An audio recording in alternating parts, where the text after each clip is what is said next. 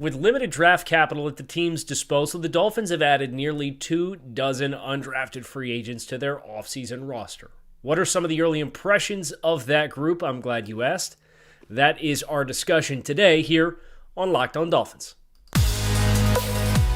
You are Locked On Dolphins, your daily Miami Dolphins podcast, part of the Locked On Podcast Network, your team every day.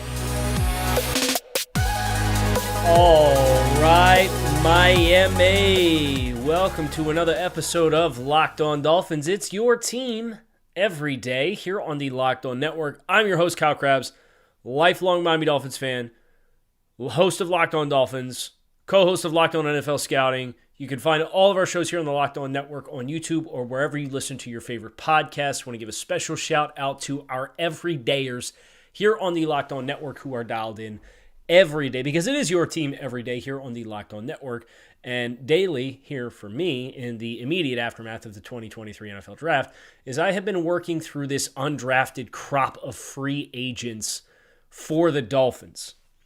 There's about 24 total rookies that the Dolphins have added to their offseason roster, and that is on top of what was just, and that is including just 4 draft selections, a second-round pick in cornerback Cam Smith, a third-round pick in running back Devon Achane, a 6th-round pick in wide receiver tight end hybrid Elijah Higgins, and then Ryan Hayes, the offensive lineman from Michigan, with the 7th round. What I have been doing is a continuation of our pre-draft process and getting ready for the 2023 NFL Draft, where you're looking at these players and you're putting them through a grading scale based on traits that are prioritized to play within the Dolphin system. And these undrafted free agents are getting grades, effectively draft grades, in the same way that the prospects were getting graded before the NFL Draft.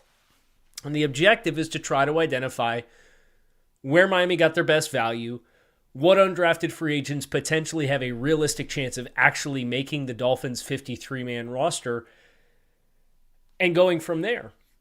Because with the Dolphins roster being in the state in which it is, there's only really a handful of roster spots that are going to be available for competition to rookies in any capacity. Case in point, why Cam Smith, drafted corner, Devon Achane, running back. It puts players like, let's say, Noah Benogany or Myles Gaskin in a very precarious position, never mind undrafted free agents. So you have to have a really special intersection, in my mind, to be an undrafted free agent that walks onto the Dolphins roster and ends up making this 53. Because that is front and center for all NFL franchises throughout this course in time. Case in point, the San Francisco 49ers justified drafting a kicker in the 3rd round, whether that was good value or bad value, because it was the only starting spot on their roster they felt they needed to have filled.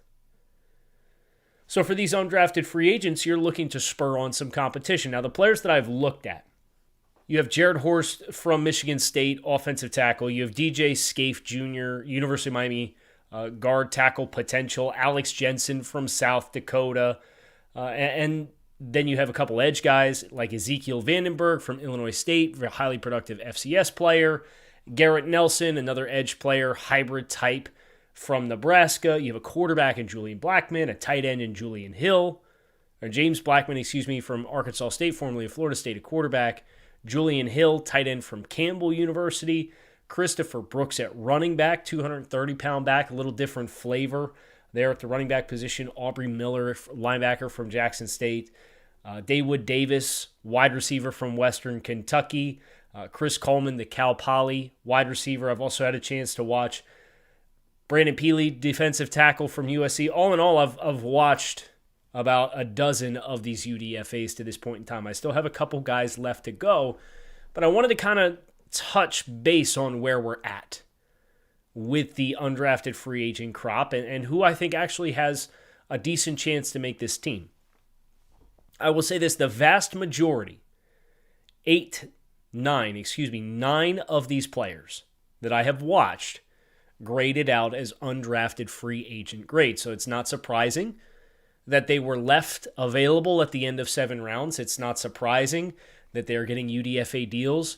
You would expect their ceiling to be lower. They're a little bit less intriguing long term, but there are a handful of players that graded out with fringe draftable grades. And I think that margin for the Dolphins is an exciting opportunity to kind of find some headway. And winning in the margins is something that I've seen referred to by a number of people in the space, talking about how winning teams end up staying winning.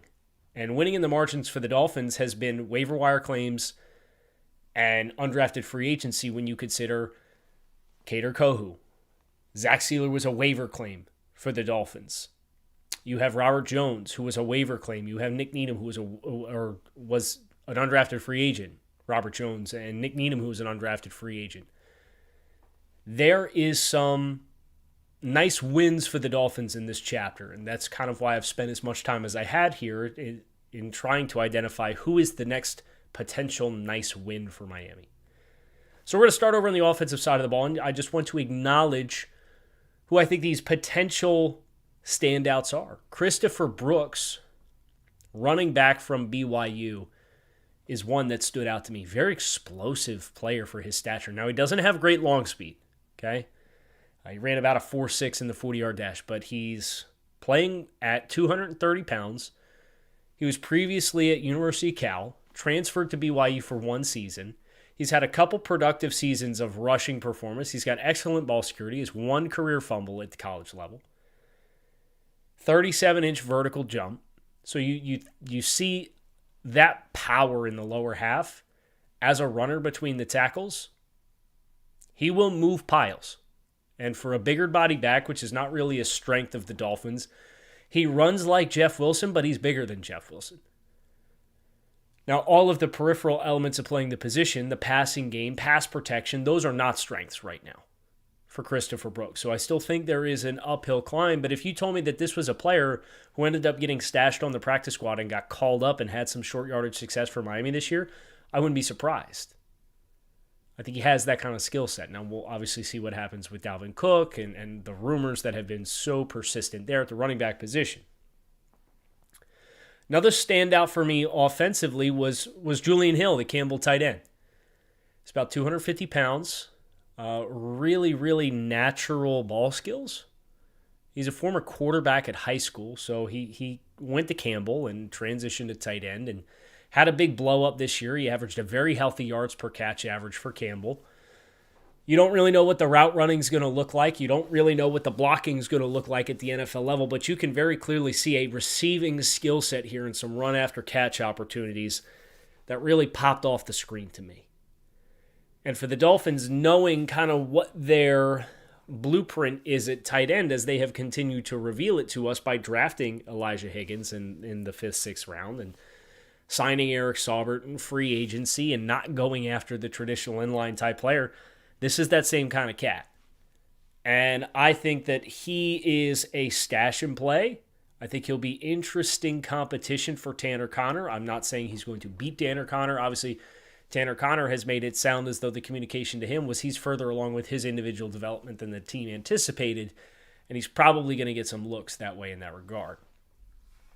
But Christopher Brooks and Julian Hill were the 2 significant standouts. James Blackman, the quarterback, some really nice throws on his tape. He's tough as heck, too. But he's 6'5", 190 pounds. And he was like in the 160s when he first started playing at FSU. He's been in college for 6 years now. I think there's a little bit of a glass ceiling on him as a developmental type quarterback. I think he's a nice practice squad type quarterback.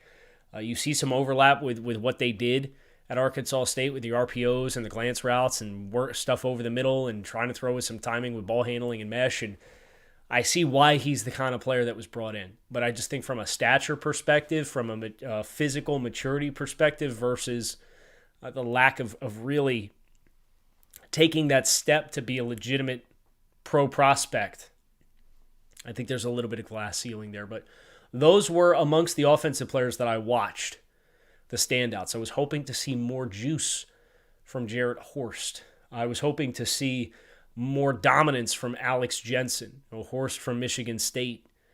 Pretty sturdy in the run game, Plays with a really tough tenacity, but as far as stickiness and physical skills, I just don't think that there's quite enough there. He tested as a below-average athlete, and I think that shows up on tape. Jensen is a former tight end at South Dakota who has put on, it's like 70 pounds he's put on his frame since he got to South Dakota and transitioned from tight end. So you appreciate the weight gain and what that looks like, but he's very raw. So you see, okay, this is why you brought him in. He's growing into his body. There's development here. There's physical athleticism that comes with that he has sustained through adding that kind of weight. But I thought he was very, very raw. I think he's probably 2 years away from being 2 years away from actually taking NFL snaps right now.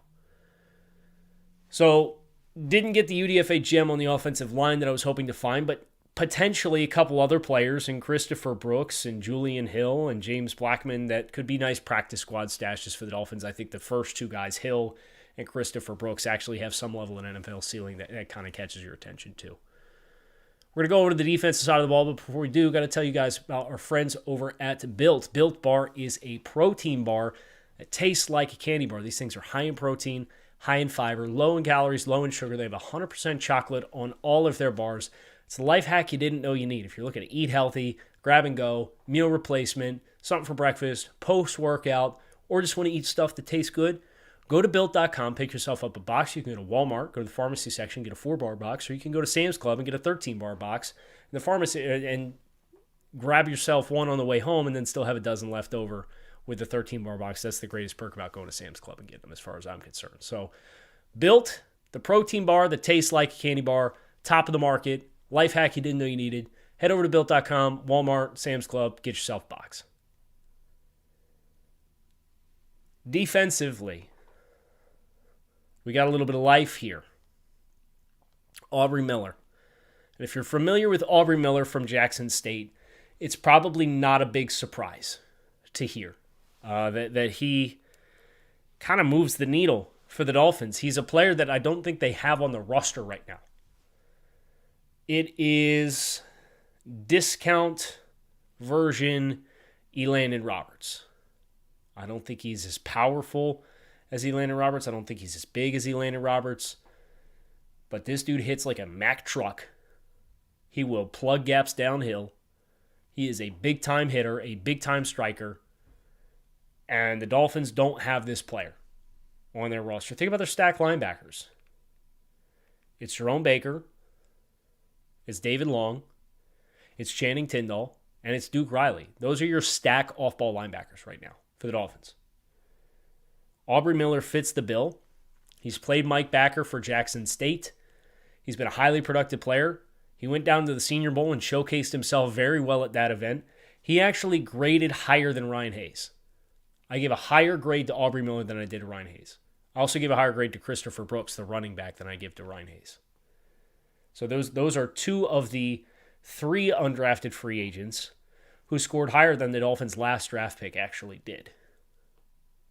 So, of course, running back and linebacker are devalued positions versus an offensive tackle. So if you're going to draft one of these players that are all in the same bucket, draft the offensive tackle to guarantee that you get him. I get it. Even though he might end up being a guard when it's all said and done too. But that's neither here nor there. Aubrey Miller, I think, of the players that we've acknowledged thus far, has the best inside track for a Dolphins UDFA to actually make the roster. And it will depend on how much the Dolphins want that special teams presence. Do you want that booming presence on special teams and that booming short yardage linebacker? Can he showcase enough from consistency in his processing and consistency in his reads and short yardage situations to get down into the right gap to be what Elandon Roberts was? If the answer is yes, I think this guy's got a nice chance to make the team and carve himself out a nice little role for the Dolphins. Aubrey Miller from Jackson State. My next highest rated defensive player is Garrett Nelson from Nebraska. Now, he and Ezekiel Vandenberg profile very similarly. They're adequate NFL caliber athletes on the edge. They are both undersized. They are both short-armed. One of them played at FCS. One of them played at Nebraska.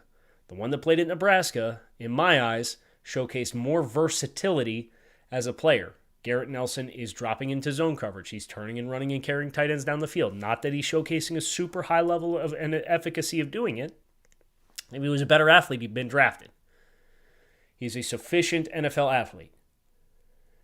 He rushes off the edge. They've put him in stack alignments. They've put him at 3 technique in Nebraska. He moved this dude around quite a bit. And the pass rush palette that he's illustrated is intriguing to me. I think he's more refined with his counters than Vandenberg is. I think Garrett Nelson wins a little more consistently with his hands, but they're both 31-inch arm players. You're not going to win a lot of hand-to-hand combat. You're not going to win a lot of pass rush counters in that regard. So versatility is kind of the key to unlocking. He's kind of a pseudo Van Ginkel, but not as athletic and not even close. So that to me makes Garrett Nelson an interesting developmental stash type player to see how high the football instincts can get him to fly. But he was much more productive in 2021 than he was in 2022. Likeable player, plays hard, not particularly effective against the run, gets locked down way too easily, gives up his chest, gets sealed in the run game. But I saw the same things in Vandenberg as a player. So for my money, I'd rather have Garrett Nelson, and I think Garrett Nelson is a better prospect by a fair margin than Vandenberg, even though Vandenberg has higher production. Because Vandenberg got his at FCS, got a lot of free runs off the edge. They're both high motor players. I appreciate that about both of them, though. Brandon Peely is the other name that I wanted to shout out from a defensive perspective. USC, look, you don't go to USC unless you're once upon a time were a big thing, right? But at 317 pounds, I saw the stature, and I kind of carved this certain expectation for what I was hoping to see in my head. And what I ended up getting was a player who I think when you do the background research, you'll understand why he is the way that he is. He suffered an Achilles tear, and seemed like it cost him a good amount of dynamic play. Now, he's pretty fluid for a 317-pound interior defensive lineman, but he's not overly bursty off the ball. I didn't see a lot of great gap control tendencies. I actually think he's a little bit more of a penetrator than he is a gap control type player, and that's fine. But if you don't have the burst and the get off to go with it, then it kind of puts you in no man's land, and that's where I ended up finding myself on Brandon Peely, and I wish I hadn't felt that way. But that's ultimately where I settled on Peely. Was hoping maybe this would be your diamond in the rough nose tackle since we've seen Al Woods and Poona Ford come off the board in free agency in the last 48 hours to the Bills and Jets respectively. But that didn't happen. Also, shout out to Eric Tomlinson, was another player that I mentioned, a potential fit for the Dolphins. He signed with the Texans yesterday, so go figure. All you need to do is do some content on guys to potentially add, and the free agent market class will move. That's tried and true. There's one other player that we need to talk about, and we're going to talk about him as we bring this episode of Locked On Dolphins to a close. Michael Turk, punter, Oklahoma, formerly of Arizona State. First of all, this dude's got a boomstick. He got a big-time leg. He had a crazy ratio of punts versus punts actually returned last year for Oklahoma. He has a very healthy average for yards per punt. He actually has a YouTube channel, and he did a vlog about his draft day experience, which was kind of cool to kind of get him to pull back the curtain as a player who went undrafted, and he had a great perspective about the whole thing. So very easily became a player that I found myself rooting for just based off of getting a chance to see him with his family on draft day and share that with the world of the experience of being on the board and not getting drafted and having the right attitude and mindset to go with that. So really impressed with who he was as a person through that because he showed it to us, but also from a punting performance. He punts, he holds. The Dolphins just made a punter change in Jake Bailey in replacing Thomas Morstead, and I understand there's some financial commitments there, but it's a one-year deal. I think this would be an adequate level starting caliber punter right off the jump, and I think he could end up being a quality punter in the NFL. And for the Dolphins to have a player on a one-year deal who just pinballed around out of a divisional rival in New England, that's not something I scoff at. Now, I would still consider Bailey to be the favorite to finalize the job. But Michael Turk, I think, even more so than Aubrey Miller. Well, Turk graded out as a better player than Ryan Hayes. Aubrey Miller graded out fractionally as a better player. But I think the pathway to getting on the roster for Turk is probably even less preventative than what Aubrey Miller has to face at linebacker. So now all of a sudden you're looking at, okay, you might have a rookie punter, undrafted rookie punter in Michael Turk. Don't know why he went undrafted. Don't know if it was teams that needed punters decided not to go that route. Obviously, there were a couple of specialists that went. The Patriots traded up for a kicker and then drafted a punter in the same draft class.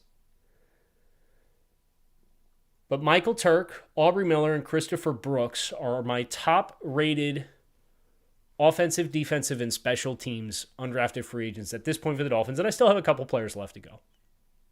But the vast majority are done. And they all graded higher than Ryan Hayes. So you got to look at the rooms to be able to dictate the path to getting on the field. So if I had to give you my list, I would say it's Michael Turk, Aubrey Miller, and then probably Christopher Brooks would be the third most likely UDFA. So I think you have two UDFAs right now that have a reasonable chance to sneak onto this roster. Turk's going to have to take it. Aubrey Miller, I think because of the depth of the linebacker room, might have a little bit more wiggle room along the way. There's just less players standing in Michael Turk's way. Interesting class. There's a couple of players who I think could develop into quality depth pieces, including Julian Hill and Christopher Brooks, Aubrey Miller. I don't think they're starters by any means. I think the only starter of this UDFA group is probably Michael Turk in the right situation. And that's fine. So long as you find one. You don't have to find any. It's house money. But get some stashes on that practice squad. I think the vast majority of these players, their ceiling probably is a fringe 53-man roster practice squad caliber player. But the ones that we spent the most time with talking about here are the ones that I've watched that I feel have a higher ceiling than that. Now, I still have to do Keidron Smith, the corner from Kentucky. And I know there's been some buzz on him. So we'll see what Keidron Smith brings us as well. Still have to do Randy Charlton. Still have to do Bennett Williams, still have to do Alama Ulave, still have to do Anthony Montalvo, still have to do Ethan Bonner. So a handful left, about a half dozen. So make sure you find out what I find out about them when we next talk about UDFAs here on Locked On Dolphins. It is your team every day. Fins up, keep it locked in here on Locked On Dolphins. Shout out to our everydayers who are plugged in and follow along with all of our content here on the show. Hope you guys have a great rest of your day. I'll be back to talk to you all again soon. Fins up.